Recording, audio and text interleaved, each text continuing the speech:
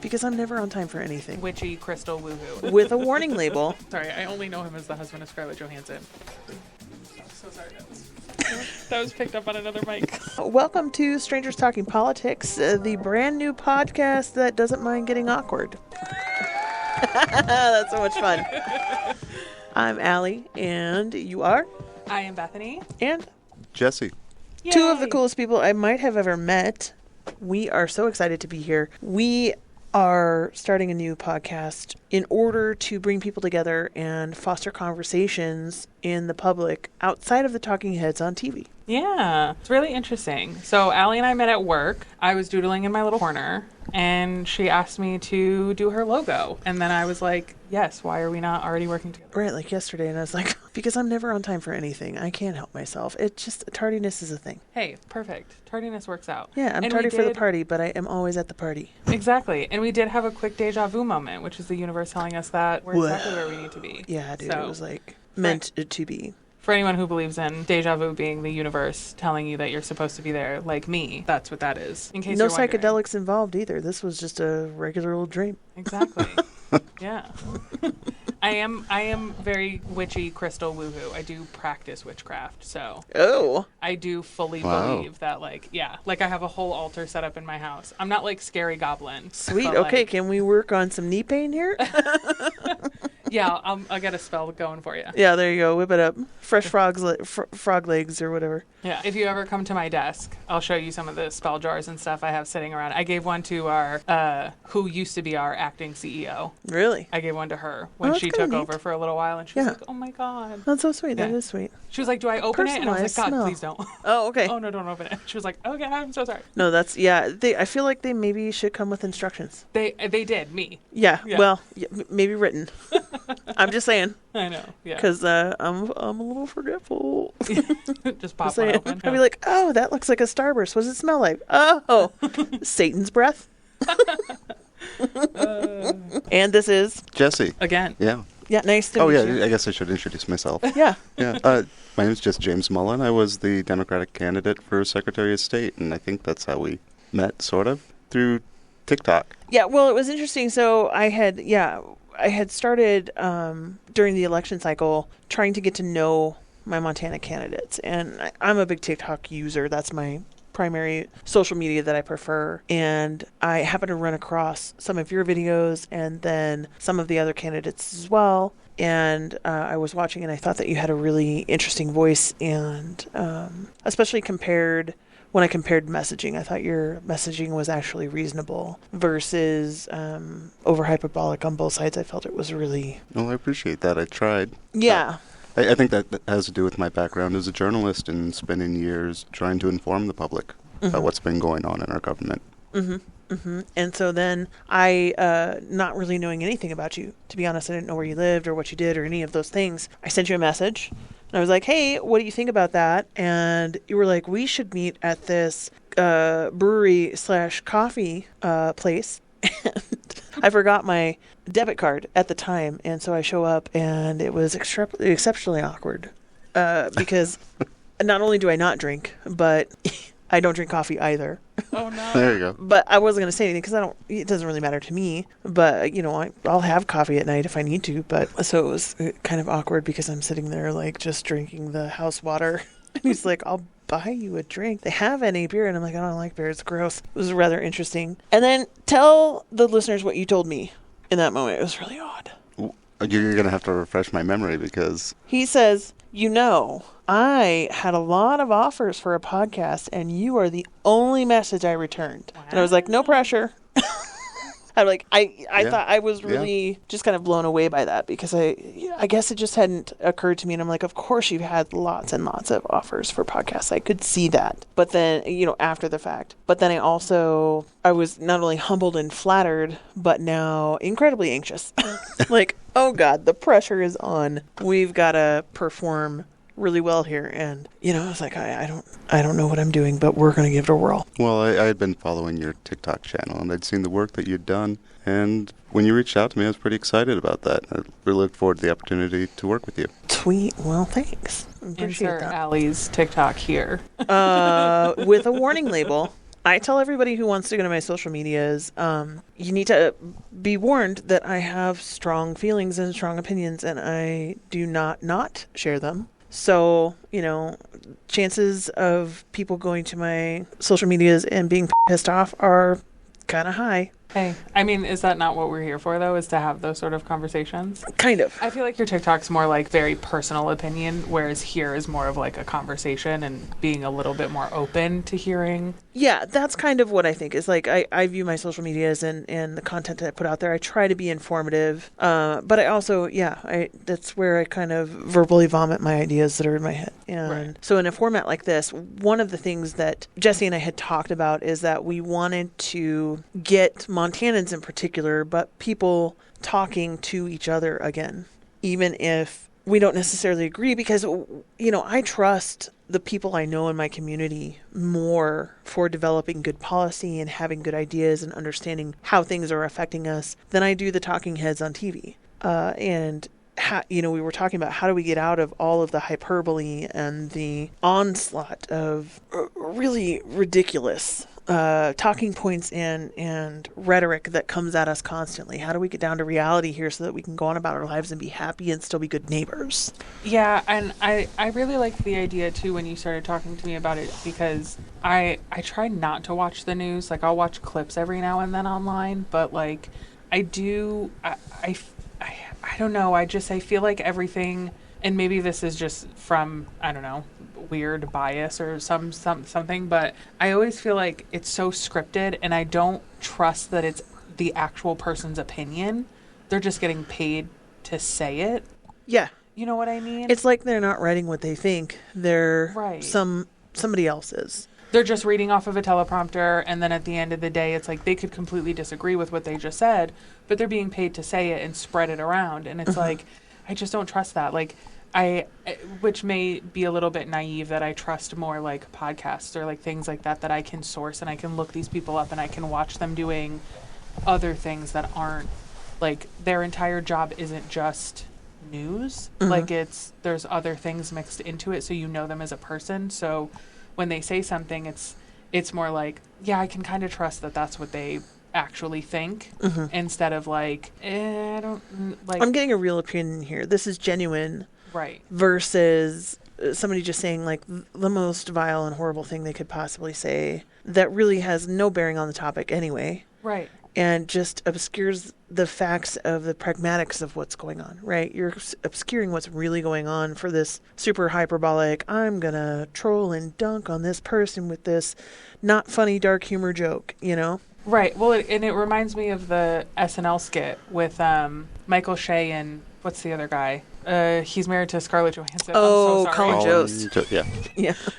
I'm so sorry. I only know him as the husband of Scarlett Johansson, which he probably appreciates. I do like him. But it really reminds me of their skit on SNL, where it's like they will write the jokes, like they'll write for the other person to just like say the most outlandish shit. Yeah, like when Michael Che writes the racist jokes for Colin Jost, and then Colin Jost, turns around and does the same for Michael Che. And he's just like, dude.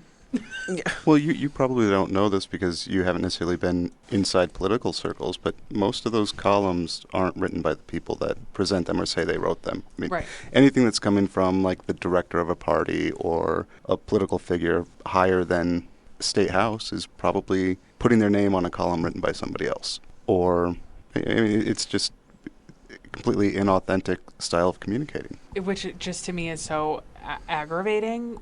And like, I guess it's like, you hear that and it's like, well, of course. Because they're not sitting down and writing that to put out. Like, they're doing other things. I guess, like, someone can justify that in their head. But to me, it's like, if I'm putting out something with my name on it, that's my opinion. That is something that it can affect people in such a deep way. Well, I think that makes, that brings like a really good point to the mix, in that part of the problem that I think we're having now en masse as a society, probably globally for that matter, is we're lacking connection. And so when you see politicians and important officials, the people that are supposed to be in charge of the really hard things that we don't do ourselves, coming at us with something that's very clearly inauthentic, that's really, really hard when you combine it with the fact that we're not even getting that connection in our own daily lives.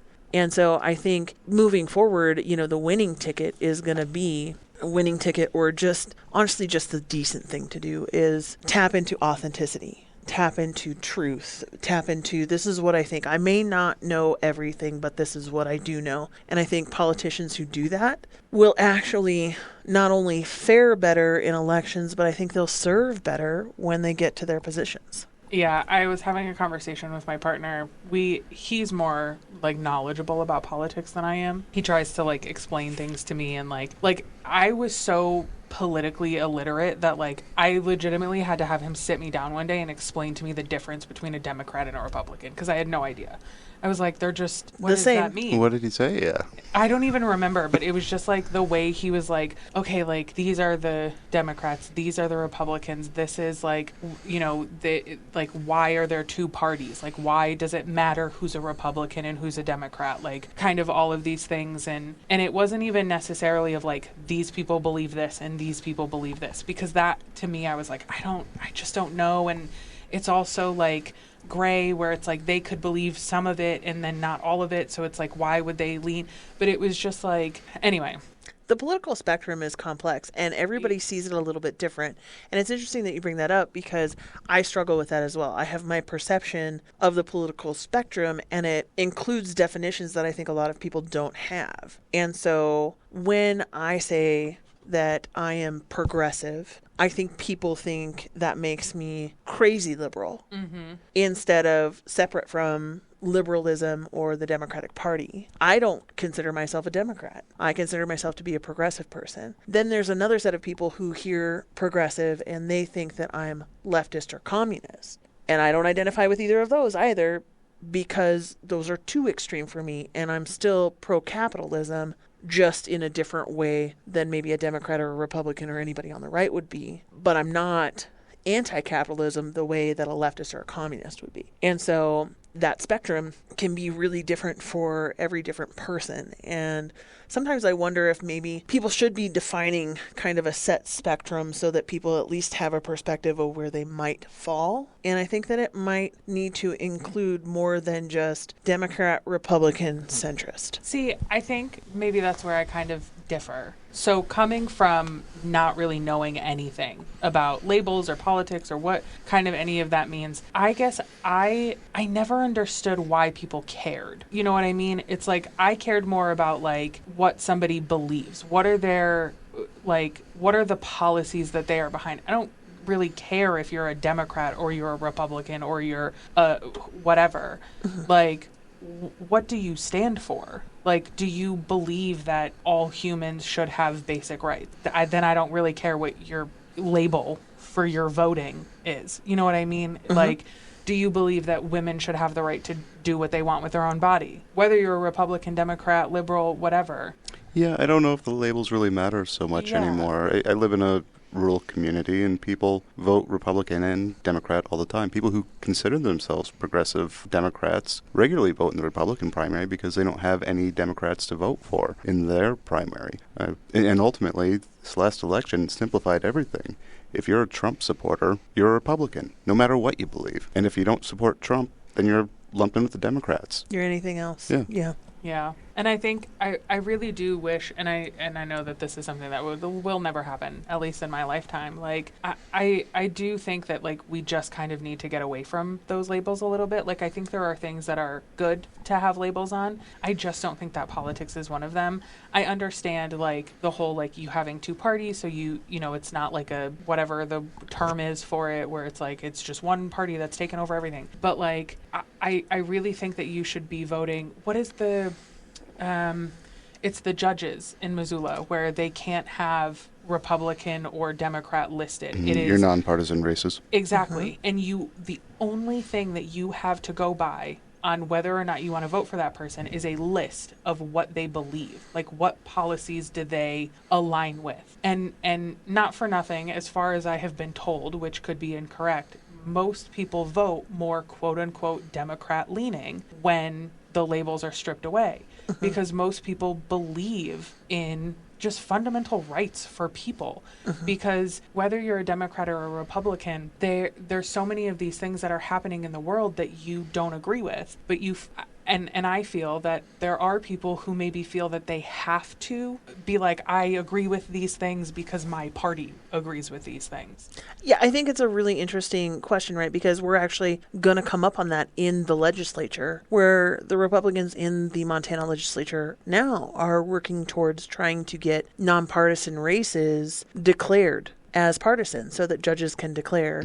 And we just had a ballot initiative for something similar, right? Where I think it was open primary. And oh yeah, I heard about that. yeah. And so, this is a question that Montanans in particular have been mulling over for a long time. This is not the first time that we have seen this. And it probably won't be the last, unless they succeed. And even if they succeed, it may not. But one of the things that always sticks out in my head as I was talking to about the initiative of, like nonpartisan races like judges and whatnot declaring an affiliation politically. And I said, I don't think that nonpartisan positions should. I think that's unethical, quite frankly. And he said, well, I won't know who to vote for if they don't have a party affiliation.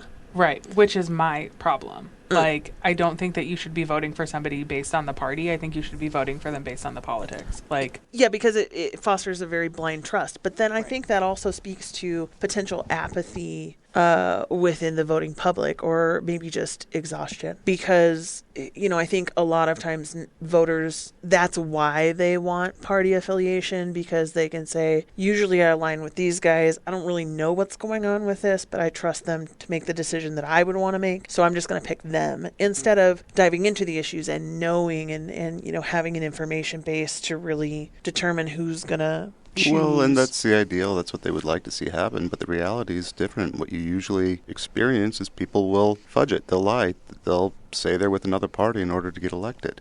And in rural Montana, that's a real issue. If you want to be county attorney, if you are a Democrat, but you live in a rural area, you run as a Republican. And so it's not even really trustworthy at this point. Party affiliations and declarations aren't necessarily trustworthy, or, it harkens back to the authenticity. It's not authentic. So if it's not going to be authentic, then what are we doing? What's the point? People know that. They pick up on it, at least on a subconscious level, if not on a conscious level. Quick interjection here. We just wanted to give a huge thank you to MCAT for letting us use their recording room and equipment for free. Thank you for showing us the ropes and helping us get started. Now back to us. I just saw that Selena Gomez had posted an Instagram online where she was crying about, her words, my people are being deported, and I don't know what to do. I don't know how to help. I will do anything. And you can just tell that, she's just kind of in shambles, and she's just like, I just want to help. What do I do?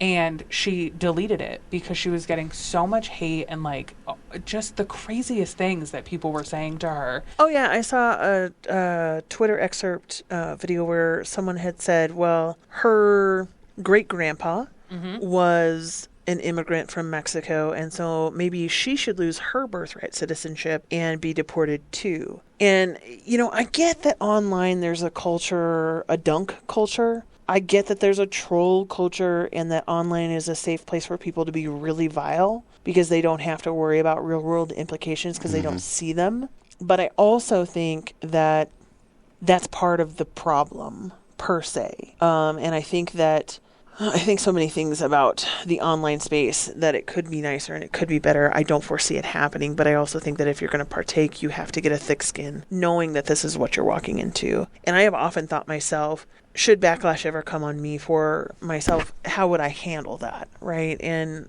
one of the cardinal rules is you just don't. You just wait for it to blow over. But that doesn't work for me. I'm not that kind of person. I can't do that most of the time. And so I've thought about it, and I'm, the best that I can do is just to say, listen, I'm a person, and I'm gonna make mistakes. And I was raised in a really fundamental Christian household that did not provide any of the education that I've gotten just since I've been on TikTok in 2020 and had access to communities I never had access to before, and perspectives and information that I never had access to before.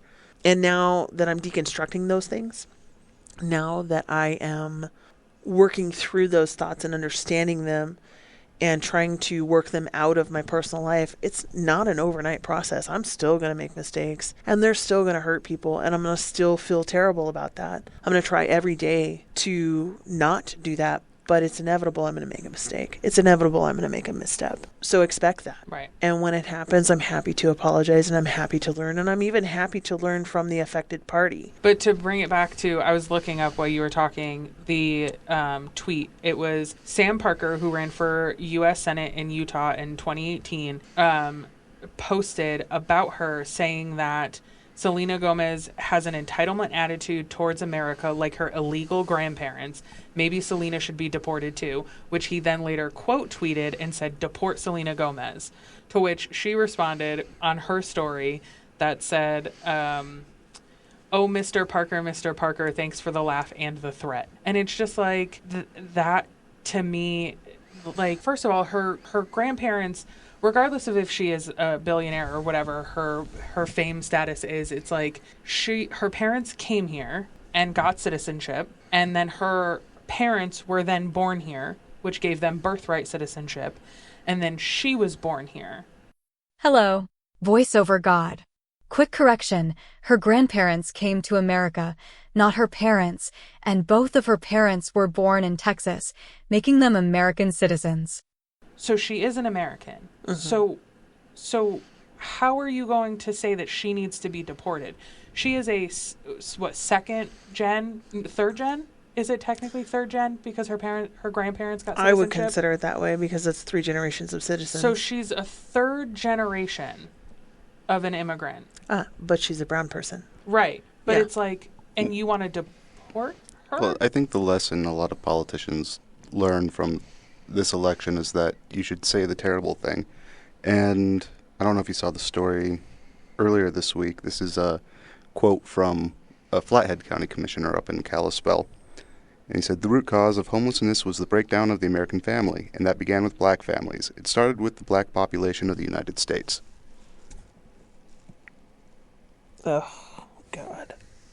I just needed a moment of silence for that because unbelievable. I mean, we all know the history of, the Klan and white power movements in northwest Montana, but to hear that coming from an elected county commissioner, a member of the Republican Party, it's frustrating. It's mask off, right? Yeah. We're in mask off times. And part of me as someone who not only has deconstructed my own racism and continues to work on that, it's probably going to be a process that I work on until the day I die, quite frankly. Well, that's being anti-racist, which is what all white people should strive for. I will always advocate for anti-racism. Yeah. Being not racist is not enough. Yeah, right. But then I think it's important that we remember, too, that it's also mask off now for us as well. For people calling out and saying, you know what? That's garbage. I'm not going to stand for that, not in the space where I'm at. Mm-hmm.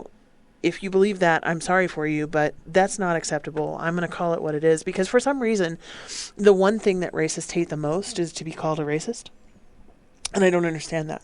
Why wouldn't you just own the title? I mean, if you're taking your mask off now and you're saying very overtly racist things, then why wouldn't you just take the mask off? Because they deem being called a racist as being called something negative, and they're not being negative, they're being truthful. Mm-hmm.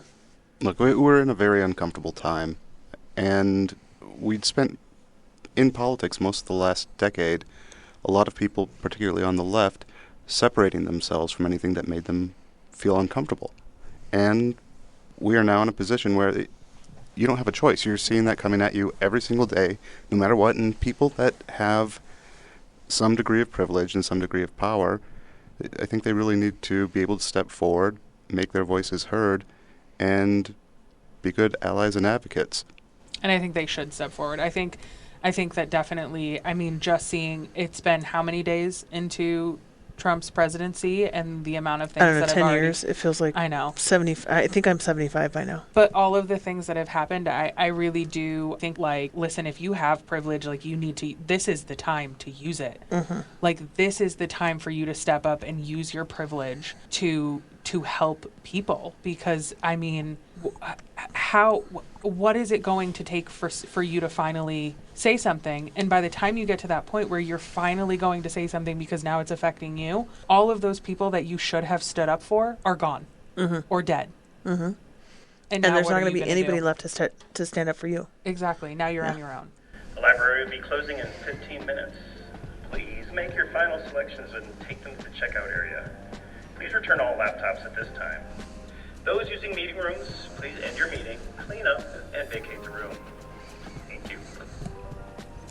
On that note, I think we should wrap it up. I think that's a great place to wrap because, yes, I love that message. I wholeheartedly endorse it. Thank you for joining us on Strangers Talking Politics. Yes, thank you so Indeed. much. Thanks, guys. Have a great day. We'll catch you later.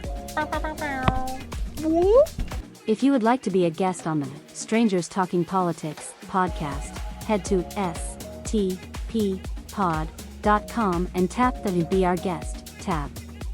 To become a sponsor, or if you would like to submit an op-ed, you can email us at strangerstalkingpod@gmail.com. We are also looking for organizations who would like to highlight their work in their community. If you would like your organization to receive a shout-out, you can head to stppod.com and click Community Rockstars. Thank you so much for listening.